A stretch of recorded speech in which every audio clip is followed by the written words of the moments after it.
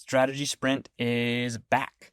That's right, this week-long virtual consulting project is back November 2nd to 8th. So it's a one-week consulting experience where you get to serve a real client. You work in a small team, you get mentored and directed by a former McKinsey, Bain, or BCG consultant, and you just drive some really amazing impact. So why would you join Strategy Sprint? A couple of reasons. So number one, you get really great experience for your resume that makes you stand out in consulting applications or corporate strategy applications or otherwise. Number two, you build some amazing skills. And number three, you get to confirm if consulting is right for you before investing in the entire recruiting process, which can be 3 to 6 months or more. Join Strategy Sprint today at the link in this episode's show notes. Hope to see you on the project.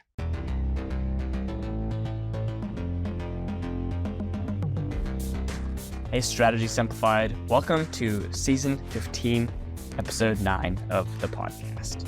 You may have noticed over the past couple of days a different look for the podcast. I'm really excited about this new design, both for the pod as well as for Management Consulted. Go to managementconsulted.com to check it out. New look, same great content, and I'm excited to continue bringing you amazing podcast conversations week in and week out. We're still at twice a week and really excited for what the future holds. In today's episode, we're bringing you this conversation where we sat down with Paul Leinwand, a principal at PwC Strategy. And Paul has a couple of decades of consulting experience, and it's a really rich conversation where he shares what strategy consulting is and how it's shifting trends he is thinking about, as well as who Strategy and is through the lens of Paul's experience. In addition, you'll learn keys for a great career in consulting, as well as what the secret sauce at Strategy and is. It's a really insightful conversation, and I hope you get a lot out of it. Just before we get into the convo with Paul, I know that a lot of you are in the thick of case and fit interview prep for consulting roles, and I just want to let you know that we've got your back. We've got amazing free resources in addition to the podcast over at managementconsulted.com. In addition, we've got coaching. We have a team of 25 former MBB pros who would love to work with you one-on-one to help you, right? Make sure that you're doing the right things at the right time for your case interview prep. So we've got a bunch of different packages from 1 hour to 8 hours to 20 hours. Links in the show notes to learn more about these packages. But as I said before, we'd love to help you. So please reach out if there's anything we can do for you. We're always available at our email, team@managementconsulted.com. Please reach out. Without further ado, let's get into this conversation with Paul Leinwand. Paul Leinwand is a thought leader on strategy growth and capability building for Strategy and PwC's Strategy Consulting Group. Based in Chicago, he is a principal with PwC US. Paul advises clients on the topic of strategy, growth, and capability building, with a focus on the consumer product and retail sectors. Paul is the co-author of several books on strategy, as well as several articles in the Harvard Business Review and Strategy Plus Business. Mr. Leinwand earned an MBA with distinction from Northwestern University's Kellogg Graduate School of Management and a Bachelor of Arts in Political Science from Washington University. He currently teaches at Kellogg as an adjunct professor of strategy. Paul, we're thrilled to have you on the podcast today. Thank you for being on Strategy Simplified. You have been in strategy consulting for over 2 decades and have no doubt witnessed a lot of change. Can you share at a high level how the industry has evolved since you first got your start? Absolutely. First of all, Jenny Ray, great to be with everybody again. We had a really nice discussion a few months ago. I'm sure some of the folks from today were there. Looking forward to today's discussion. Certainly this is a good start, right? Because the history of strategy consulting is pretty interesting. First of all, I would just like to point out that strategy itself is pretty new if you think about like the world of business. The first time we see the word strategy used in a business context, it kind of has an old military kind of history, is probably 50 years ago, which sounds like a long time, but again, in the history of lots of things, that's pretty new.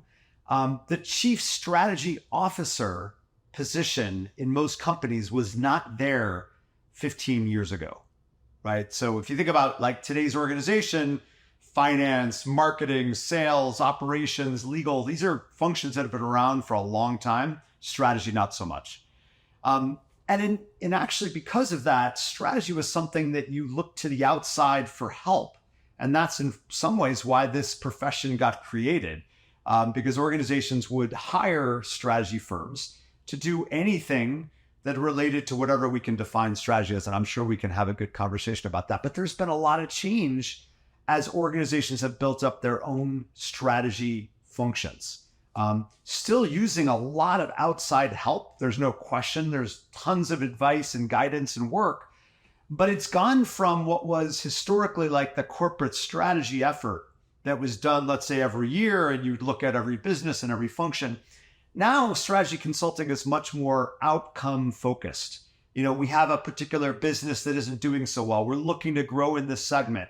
We want to add a new capability to our list of capabilities. We need an advisor that can help us create that type of output or business outcome rather than just doing strategy because we all think that strategy should be done. Although I'm a strategist, I think strategy should be done.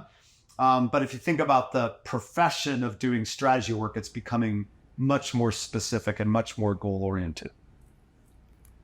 So you mentioned some of the goals, the metrics, the positions that have been created. How is the nature of strategy consulting shifting today? And can you highlight a few significant trends that you're seeing playing out in the market? I mean, for sure, there is so much going on right now in organizations, in every industry, right? They are facing unprecedented levels of decisions that they have to make about their futures. Some of that is like we might call very strategic in terms of who do they want to be, what is their position, what is their purpose.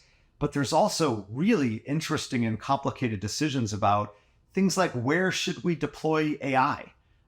Where should we invest in technology more generally?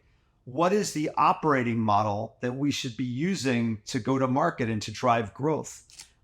What is the cost structure that should support our business? Where are we putting our investments? What are the inorganic moves that we want to make? The range of interesting topics, but challenging topics, right, for CEOs and executives to make is all over the place. And that's why this profession has such an important role to play in today's, not just economy, but really today's society.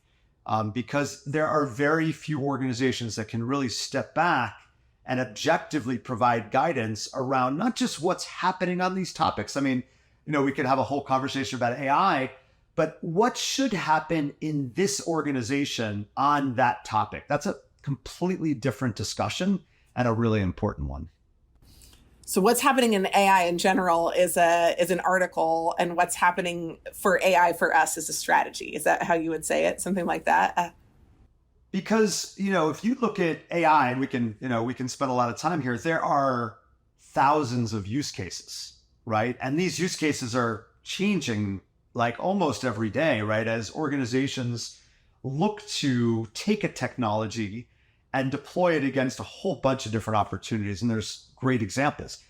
However, if every organization tried to put AI everywhere, right, they would fail because they don't have the scale, they don't have the experience. And so organizations have to take a topic like that and say, first of all, given who we are, given the types of problems we're trying to solve, given the experience that we want for our consumers, our customers, how can this technology matter?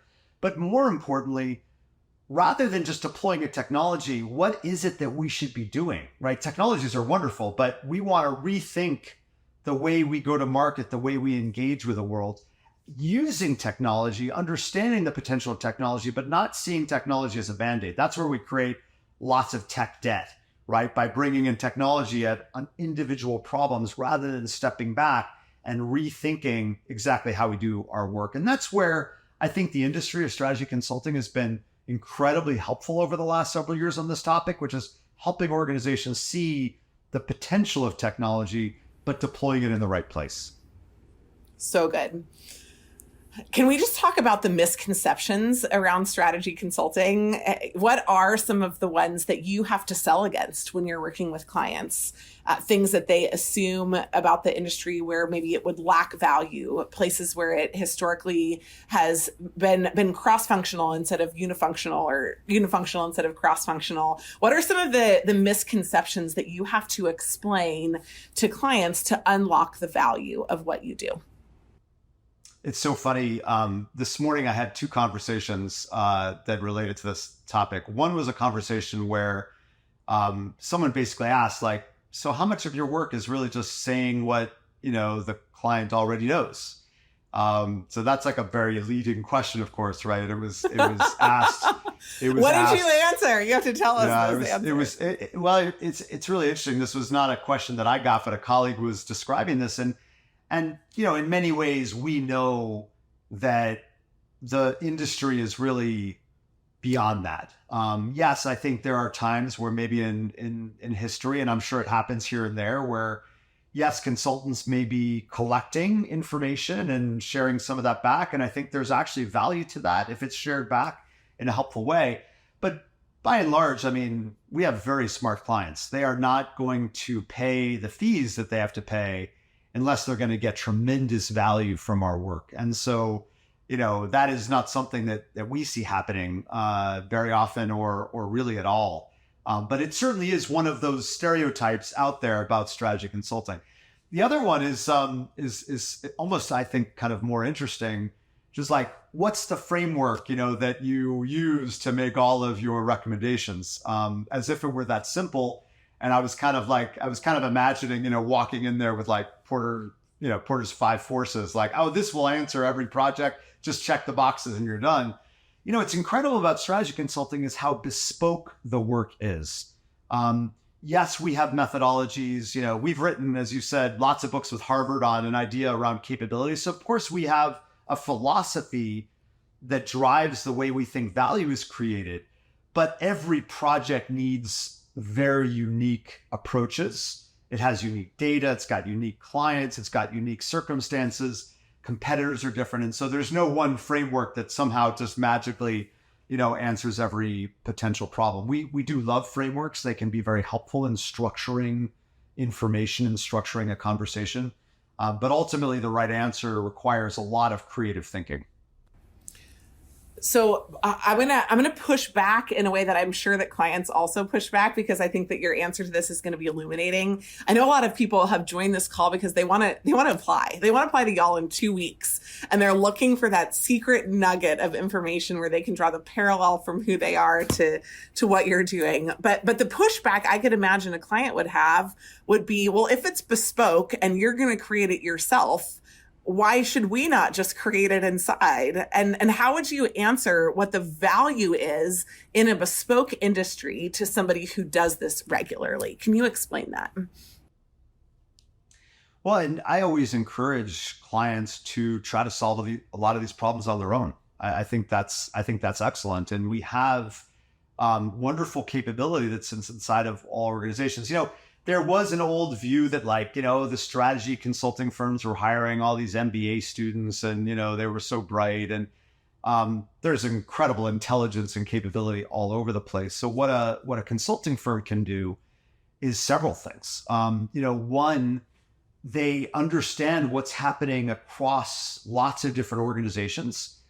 So they provide a unique understanding of how similar problems have been solved in different environments, actually, usually not competitive environments, but where something replicates itself time and time again. You'd be amazed, despite how unique situations are, the consultants that do it well will pull together very specific analogs from lots of places, right? That is what becomes bespoke, but they're relying on what they've seen many times.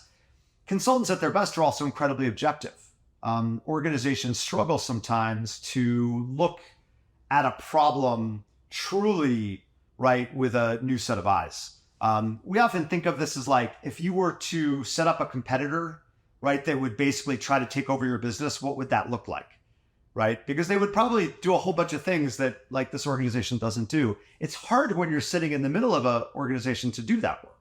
And so I think a level of objectivity can be amazing. And then obviously, expertise on an incredible wealth of topics that, an organization of a certain size might not have that exact expert. If they're looking to launch something they've never done before, a consulting firm can bring incredible expertise. So yes, it's certainly possible. And we certainly see lots of examples where companies are solving problems on their own. And that's wonderful. We write books, right? And we actually disclose all of the methodology. We don't, try to hide that because we want these solutions out in the world. We want society to improve itself. And we know that a consultant can't be everywhere, but there are many, many complicated situations where consultants are called upon. And I think it's a wonderful use of our energy to get behind those particular topics. I thought you were going to say something totally different, Paul. I have to be honest. I thought you were going to say, y'all should go try it on your own for 30 days and come back to us at the end of 30 days when you can't find your way out of a cardboard box. Like, I thought it was going to be more of a hard sell tactic. You're much more generous in the way that you just described what you talked about. But I think you're right. I do think that there is an incredible amount of on-the-fly capability building that orgs are trying to do. There are times when they need a shortcut around the errors that could teach them in the school of hard knocks. And I just love the way that you described that. And very generously, very kindly, much more nicely than I would have. Let me ask another question. Based on the changes that you're seeing right now, how would you expect strategy consulting to look different in 5 years? If somebody's thinking about hitching their horse to this wagon in 5 years, where's the wagon going to end up? For sure. I mean, there will be an ongoing set of challenges, I think, in the set of dynamics on supply and demand. There's, no question that people who are strategy consultants, this is a people business. We wouldn't, be anywhere without people. Their expectations are changing in terms of the experiences that they want, the type of training that they expect. What their careers are going to look like now and in the future. So there are definitely changes on the supply side that we're already seeing and will continue to see over the next many years. I think on the demand side, clients are going to be raising the bar all the time.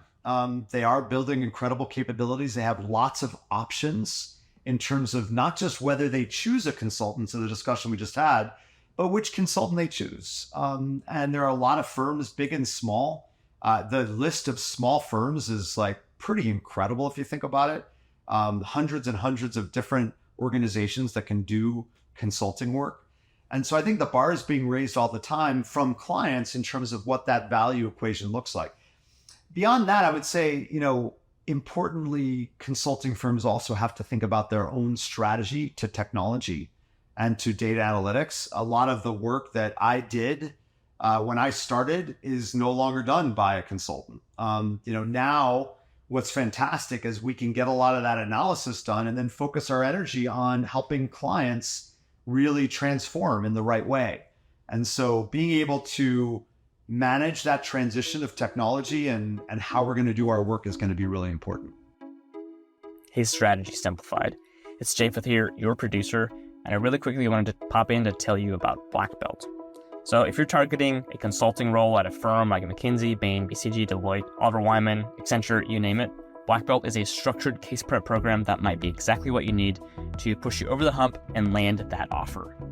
So it is a structured case coaching program where you'll get one-on-one coaching from a former McKinsey, Bain, or BCG consultant. You'll also get a year of free access to our new community for exclusive employer info sessions, training, master classes, community support, and much more. Last but not least, you get unlimited digital materials to support your case prep progress. Oh, and by the way, over 80% of Black Belts who complete the program land a consulting role. That's pretty incredible. So we'd love to see you inside of Black Belt. Join at the link in the show notes. All right, let's get back to the episode. Well, let's move on and talk about strategy and a little bit. I'd love to just understand how the firm fits in the ecosystem. I think everyone would recognize if you were selling against a small firm, one of the things that you would leverage is the scale and the scope of PwC more broadly, who you are a part of, what you can offer. And I don't know if there are specific ways that you articulate that. If so, I'd love to hear them. But I'd also love to hear what are some of the other reasons that you share. Why should you work with Strategy End instead of another firm if you're considering multiple firms? And that last question sounds like a kind of from the client perspective, like why should the client Correct. work, or is it also from the client join us? perspective? What is it that you're offering? Yeah, exactly. Yeah, fantastic question. If you look at the landscape, and I think this applies to people on this call that are looking for a firm to join, you do have your traditional strategy firms. I grew up at Booz Allen Hamilton. Ed Booz actually created the profession, was the first sort of management consulting firm out there. And so there's a lot of history of the strategy consulting firms. You've got a lot of other firms that are out there. I mean, some that are maybe broader in portfolios, some of them are smaller. I think what's really interesting about PwC and Strategy And is you have a at scale strategy business, right? That came from essentially Booz and Company and Booz Allen Hamilton, but it's connected and part of this incredibly powerful and I would say really all-encompassing professional services organization that knows its way around lots of important topics. And that combination is really unique. You can find at-scale strategy firms for sure. You can find firms that do a lot of different things, but finding that combination is pretty unusual. And for clients, what that means is that not only are we doing the kind of work that they are asking us to do around strategy problems, but we understand all of the consequences of it. So it's, one thing to say, look, you should invest in these 3 different capabilities and here's where growth is going to come from.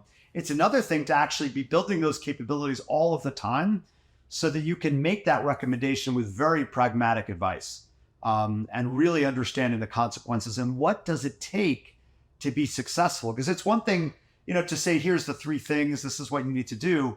But a lot of companies are not successful executing their strategies. And so one thing that we really emphasize is that our strategies are pragmatic because we've thought through all of the implications of putting that in place.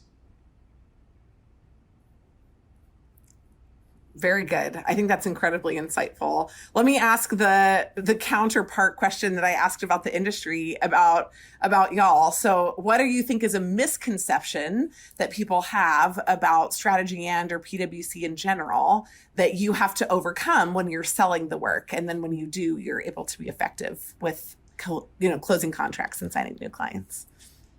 Yeah, I mean, I'm not sure I would think of maybe misconceptions that come up often. I think sometimes there is a lack of awareness of all of the services that PwC offers.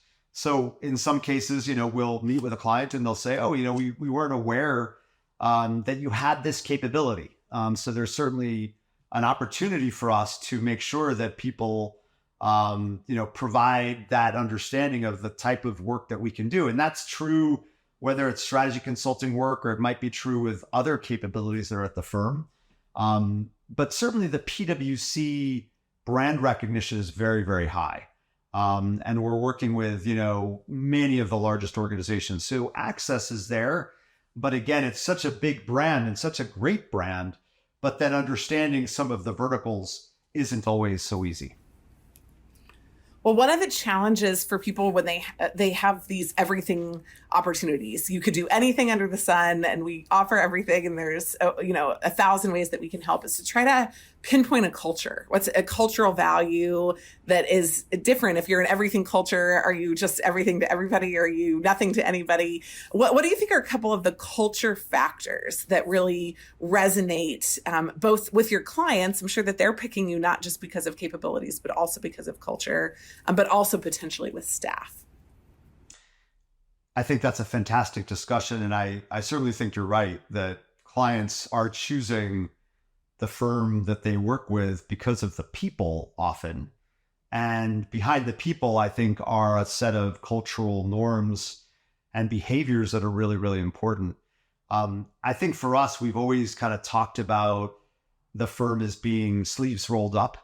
That we really want to work side by side along the client and understand things at a level of detail to make sure, things are very pragmatic, and then deeply analytical, and not just analytical as in, it's a bunch of folks that can analyze spreadsheets, but creatively taking data and providing the right solution based on what we're seeing. That's a very unique skill set. And I think one of the wonderful experiences that our staff has is getting trained in that type of analytical work, and being able to make some of the most important strategic recommendations on really challenging problems, but doing so by providing that value of analyzing what's going on and providing really fact-based recommendations. It's something that I've benefited from greatly in my career. And Paul, can you share just maybe one or two stories of people's journeys that you thought were engaging or interesting, or highlighted a few of those cultural opportunities? People's career journeys? Yes. Sorry, I should be clear about that. Yes, people's career journeys. That's great. And there are so many fantastic stories of individuals that have had just incredible careers at the firm. I'd share two stories. One, we just celebrated the retirement of one of our partners in our healthcare practice. And this is an individual that is incredibly respected in the healthcare industry. I mean, so respected that CEOs will call this person directly and say, look, I've got a challenge. I need your advice. I mean, that's what we all aspire to in our careers. And what's really cool from like a cultural perspective is like, this is the most down to earth, nice human being, you'll meet.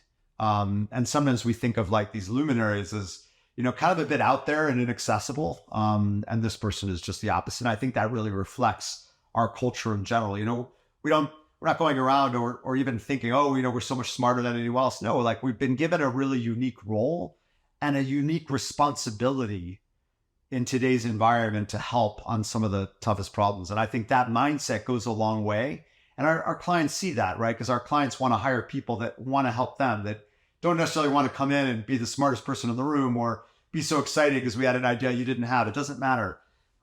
We see our value in their success. And when I mean their success, I really mean, yes, the company or the organization or the nonprofit, but we really see our success through the human beings and our clients, right? When they're doing well, when they're able to drive the type of value they want, we feel great. I mean, that's really the ultimate success. One other story I'd share, which is a really nice one, is someone that worked at the firm for a long time and then went to go run a nonprofit. And in fact, didn't just go to run a nonprofit, was asked to run a nonprofit because of the way they conducted themselves, their kind of approach to problem solving, their creative analytics, all of the things that, our career model allows for were really needed. And this was a very, very large nonprofit that, was struggling. And here was a case of someone that went in and did an incredible job and, drove a lot of value outside the firm, but really based on a lot of what that individual had done before. So good. I love that you mentioned one that was in and one that was out. I think that's powerful. Can we just talk about you? Why strategy in for you? I'm sure that you've gotten 1 or 2 or 1,000 headhunter calls over the time that you've been there. So, what has your career journey looked like, and how have those cultural values meant something to you to make your work there sticky? Yeah. I mean, this is a nice question. I'm happy to answer it. It's been a really wonderful career so far, and I'm still looking forward to lots of great experiences. I started at Booz Allen because Booz Allen was at the time a firm you could join and kind of focus on an industry. There's always like people that want every industry, and then there's people that want one industry at the time. I really liked the idea that I could spend time in consumer products. I had previously worked at Macy's as a buyer, and I really loved the retail consumer sector. And I didn't really want to go like explore other sectors immediately. Ironically, after I joined the firm, we kind of switched that model and wanted people to have a diverse set of experiences because we thought that would really help them. I did everything. I was working for big automotive companies and banks and health insurance and the like, and that really provided a great learning experience. That's why I've stayed kind of zooming forward. There's always been a new learning curve. I think that's why many people are attracted to, consulting or strategy consulting, because they know there's a ton to learn. The challenge with learning curves is like, they do plateau. But I've been really fortunate. Halfway through my career, I was asked to start thinking about our perspective of strategy. And that's what started a lot of our articles and eventually the books with Harvard. And we do research all the time with them. And so that's been a great challenge for me. I wouldn't say like I was naturally ready to write a book, like quite the opposite, my high school English teacher would say. And so being able to go on that journey, learn what that process is like, and then get better at it over time and figure out how to do it, incredible. The last 5 years, I've had an opportunity to work with a lot of hospital systems. That's been a very unique challenge, kind of bringing the consumer mindset over to healthcare. I've had an opportunity to drive all kinds of programs for the firm, lead teams, and continue to do the research that I love. So I would say for me, it's that learning curve and being in an environment that really supports it. If you were going to describe where your firm is today, just so we can illuminate this for folks, is it more of the, we want you to try a lot of different things, or is it more of the, we'd love for you to focus model? It's a pretty healthy balance. People do join teams. And I think what we found over time is that mentorship at kind of a team level was so critical for people's careers that if all you were was part of like a big office or some large practice, it was very hard to provide that individual mentorship. So there is kind of the specificity, but we also encourage people and we provide lots of venues for them to explore different assignments with different organizations because we do believe that that's important. So I think we've kind of found a pretty happy middle ground that works for most. But I think that's what's amazing about the process of people thinking about what firm is right for them. The firms are different in many ways. And one of the ways is this particular question. And so some people are going to want a firm that is so specific and other firms are going to want something that really ensures that they get the broadest possible experience. Love it. Well, I know that you spend a lot of time with students who are thinking about their future. So I want to ask just a few kind of general consulting career questions that I bet you get a lot. We want to ask them from a little bit of a twist on the angle. But the first one is just, what is one indicator that consulting is not a fit for somebody? Somebody comes to you, they drank the Kool-Aid. They're like, consulting sounds awesome for all of these reasons. And you just look at them and you say, absolutely not. You should do something else. What's that indicator? What is the thing that they say, that they believe, that they lean toward, that they love, that would just indicate this is definitely not a fit for them? What a fantastic question. And I'm so glad you asked this. We've been teaching at Kellogg for, 12, 13, 14 years. And one of the things we really encourage the students is to think really hard about that question. Not just consulting, yes or no, but we're too often looking at the jobs that everybody wants to have, right? It's like, oh, strategy consulting, or I want to go work in tech, or I want to go work for a small company. And very infrequently, I think, do people really step back and do that self-assessment of where are they, A, going to be happiest, and B, leverage their unique skills. We all have unique strengths. Like a very simple exercise we ask the students is like literally write your strengths down and think about the type of careers and organizations that are going to be able to take that strength and add to a team and do incredible things. So now let me be specific to your question. I don't think it's so much something someone might say quickly, but I think there's no question this career requires a client-focused mindset, right? If you're joining a consulting firm kind of with a hope of just, accelerating your career, demonstrating how amazing you are, like we do work for clients and clients are unique and they have their attributes, their own cultures. And so a lot of our energy is spent on understanding the client, right? And that requires patience and empathy, right? And so those are qualities I would say would help someone accelerate a consulting career. I think if those are not top of your list, and if client service looks like it's going to be challenging because you really want like a more concrete deliverable, right? Because our deliverables are seen through clients. This may not be the right profession. I think there's a lot of people that fit in that category. There's other great careers that leverage those types of skills and or, kind of preferences. But yes, patience, empathy, and a focus on others' success, I think is really critical. And when you're not there, I think there could be some challenges. There's a lot of debate in the career space right now about what the attributes are of a top performer. And would you say that the attributes lean hard skills, their ability to get stuff done, their time management, their data analytics, or do they lean soft skills, their ability to influence, to communicate, to drive that human connection? If you had to pick one, which one would you say? And can you give us an example if you have one?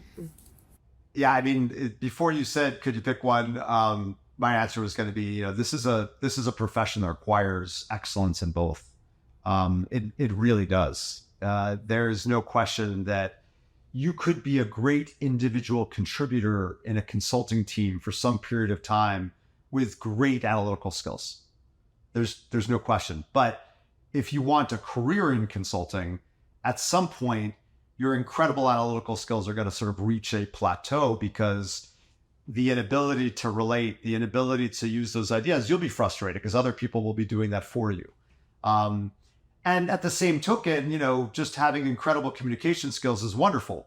But our work is analytical in nature, especially I'm speaking kind of specific to strategy. And so there may be other things out there that I can't speak to. It doesn't mean that you have to be great at all of the hard and all of the soft skills. We have people that are really wonderful communicators through writing, and our written materials are really important. And over time, I think those communication skills demonstrate actually a lot of empathy, because in writing, you are having to understand your audience and you're having to translate what you're saying so that it's actually interpreted by someone else. That's wonderful soft skills, even though you could say writing is a hard skill. We have other people that are incredible communicators in front of a group, in front of a large group. Not everybody is comfortable doing that. So it's not that you have to be great at everything, but I think if it's all one and not the other, it's I think it's going to be a tough road. This is what I call the cheesecake theory, Paul. When I was at Bain as an analyst, I would say that I leaned toward the empathy, soft skills side. I had to bulk up my analytical understanding, so I had the credibility to do it. But once I figured out that the number one challenge that we had was getting data out of clients, I figured out that the easiest way to do it was to send them a cheesecake, and then it was to tell them, "I'll take the data from there and I'll do the rest with it." And so I had a cheesecake expense account, and I would figure out what their favorite kind of cheesecake was, and that was one of the ways I got the data out of the clients to do what I needed to do with it on the back end. That's such a great story. I'm not sure I've heard anything like it, but it speaks to the challenge that we have, right? You start an assignment and you've got a limited amount of time and you really want to get after sort of the problem.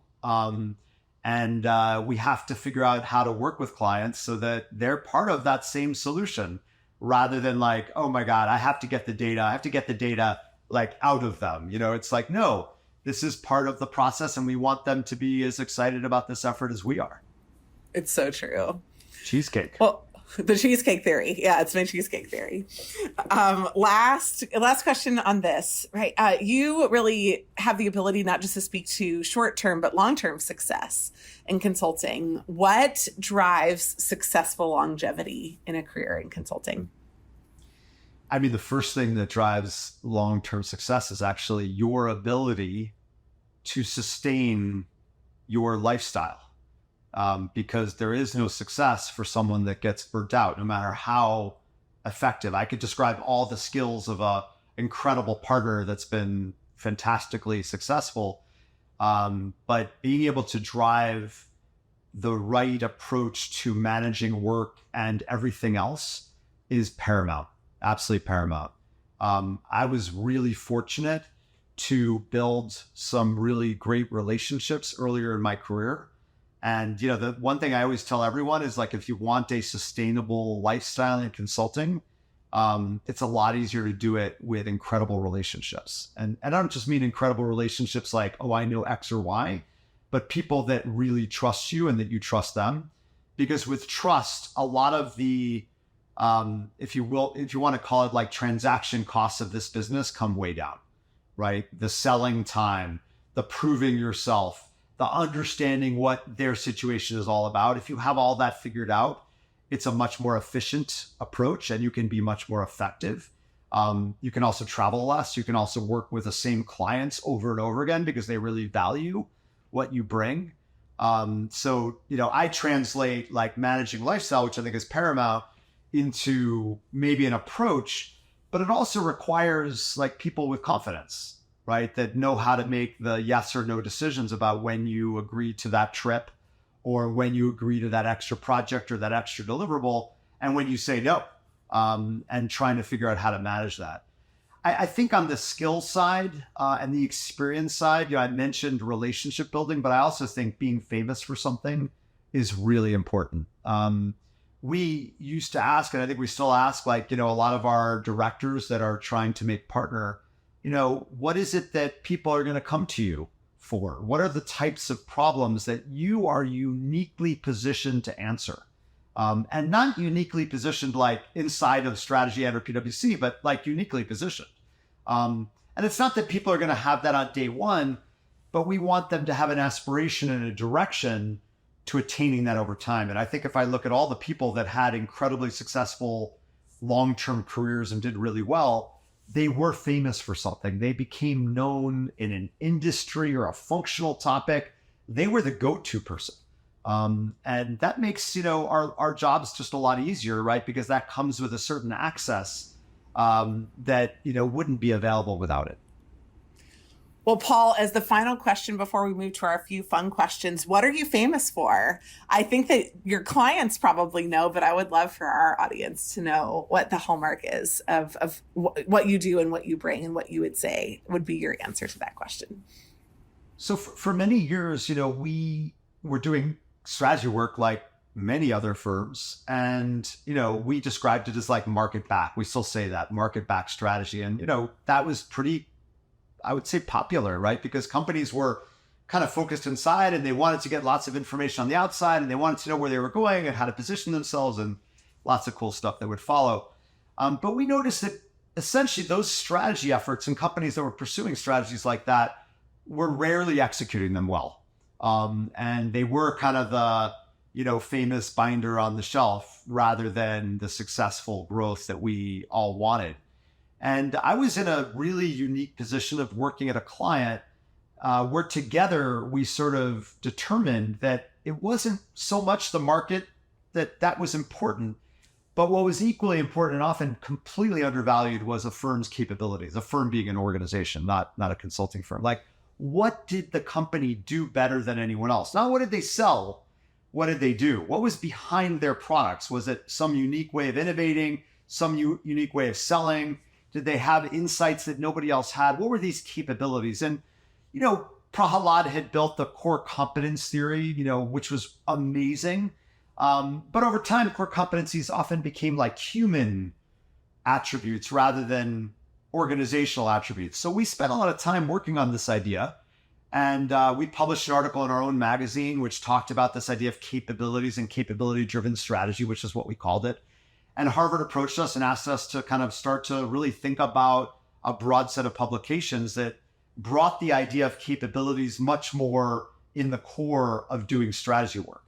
And the way we think about capabilities is they are the glue between strategy and execution. Capabilities are what we do every day. It's what people come to work. They are driving capabilities. Like most human beings, like you could look at an iPhone. It's not that there's like hundreds and hundreds of people that could say, oh, I created the iPhone. But there are thousands of people that run capabilities at Apple.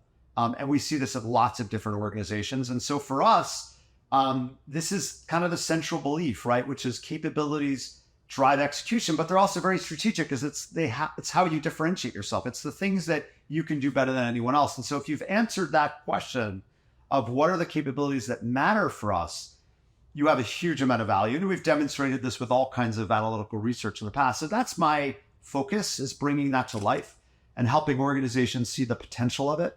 It's been really rewarding for me to study this topic, and I continue to learn a ton. We do research all the time with CEOs across industries and try to figure out, why is it so difficult to make these decisions to advance these organizations? Yet there's many people that are doing it. So we're constantly learning and constantly sharing that.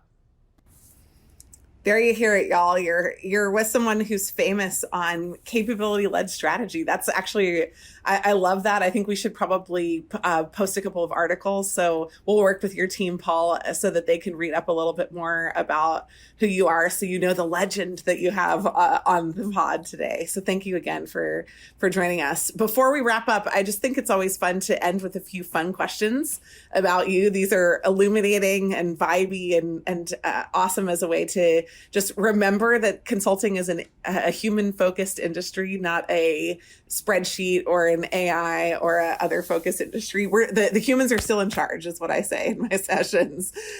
So question number one, Paul, for you, who is one person from history you'd love to have dinner with?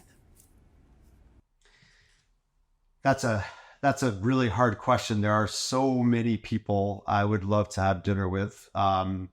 I think I would probably go back to the founder of some of the consulting firms. It could be an Ed Booz, it could be a McKinsey, just to understand what it was like for them to establish this profession and really advance sort of where we all are.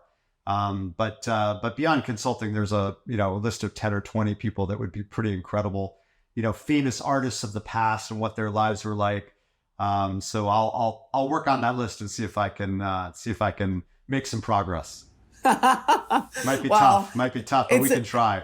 It's probably better for an NBA drinking game versus a real question that you're going to have to answer in your lifetime. I mean, with AI today, you can actually probably replicate maybe what a conversation would be like with a lot of historical figures. So it's wild. See. At least in the future, the legend of Paul will be something that people could have dinner with you in 50 years, just based on what we talked about today. Okay, good. Second one. What if you could choose one superpower? What would it be and why? I think that, especially as it relates to kind of my day-to-day work, being able to facilitate people's trust in each other would be a really important superpower. There is so much that is often in the way of kind of human progress. And I think as individuals, when we come to conversations, we bring a lot with us. Sometimes that's good, but a lot of times we are not learning because we either think we know everything that's, going to be shared in that discussion, or we're afraid to kind of expose ourselves in many ways. That trust factor is absolutely critical. And I'd love to be able to help people kind of get past that so that they can advance, their own skills, their own experiences, and their own relationships. Love it. Last question. What is a highlight moment from your career that you think will come up at your retirement party? Well, there'll be a bunch of embarrassing ones. I can only imagine. But you said ones that I would like to have, or one that I would like to have. It can be either. You're amongst friends here. I'm sure the embarrassing ones will be more entertaining for everyone. I did actually, when we had published our first book, we were doing a bit of a world tour, and I had been asked to present at a conference out in California to a group of, I think, educational publishers. And so I show up and I'm ready to go. I'd done a few of these by this point. And I'm walking down like the main aisle towards the stage, and this individual is coming towards me. And like right away, I had some weird sense, right? Like something's not going to go well here. And the person comes up and says, Paul. And I said, wow, that's kind of great. But I didn't know who they were. And they said, you don't remember me? And I was like, well, you look familiar. And they said, well, I was your high school English teacher. And she said, what are you doing here at this conference? Like I was like a conference attendee. And I said, no, I'm presenting this book. She said, no, that's not possible. So, that was kind of a good story that I think might be replicated down the road. That's amazing. That's amazing. Well, there you go. Proving people wrong, left, right, and center. Paul, thank you so much for the illuminating, human, exciting, and energetic conversation today. Really enjoyed just kind of talking about the past, the present, and hopefully the future, at least as we know it from where we sit today. And we're so grateful for the legacy that you've brought to the conversation today and the great advice. I think people will take a lot of that into what is promising to be one of the wildest recruiting seasons we've certainly ever seen. It's quite an atmosphere, and I wish everybody really good luck. Jenny Ray, thank you for the great questions. This is always fun to do when the questions are provocative and make you think. So I appreciate that. And for everybody on the call, we are discussing strategy a lot, in where it's going and where it's headed. So feel free to follow me on LinkedIn or get in contact through Kellogg if you're part of that experience as well. And good luck with the upcoming year. Hope you got a lot out of that conversation with Paul. I know it was really insightful for myself, and I trust that it was for you as well. Links in the show notes to connect with Strategy and further, to reach out, see open roles, etc. In addition, you'll find resources for last-minute coaching, for case interview prep. We've got a lot of free stuff on the site. We'd love to help you, work with you. So check that out, and we'll catch you again on the next episode of Strategy Simplified.